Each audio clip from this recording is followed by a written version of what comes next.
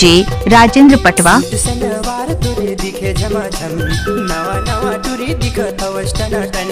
Suit Senuwar तुरे दिखे झमाझम, नवा नवा तुरे दिखत टनाटन।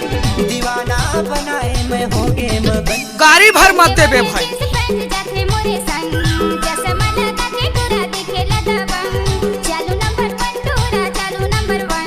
चालू नंबर वन टूरी, चालू नंबर वन।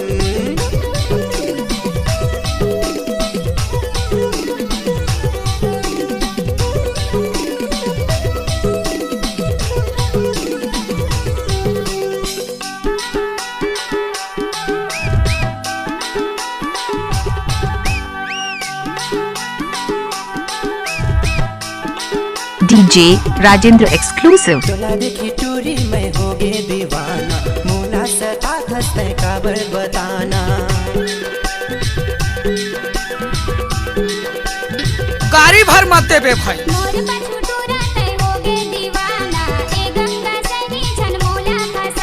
दीवाना बनाए मैं होगे मगन।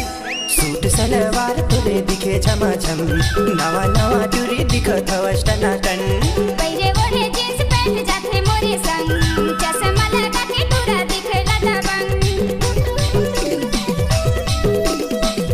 क्या नाम है आपका?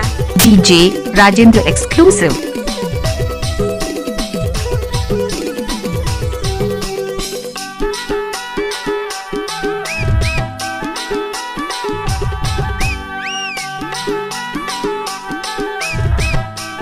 कैसे कर फंस रे? वो सुनीता रानी करे दीवाना, बेटी वोती जात हंसते मूर्तिर में आना। DJ Rajendra exclusive.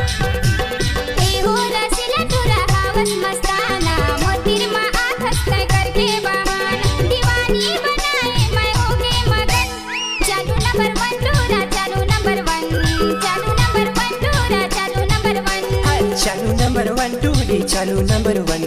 चालू नंबर वन टूरी, चालू नंबर वन।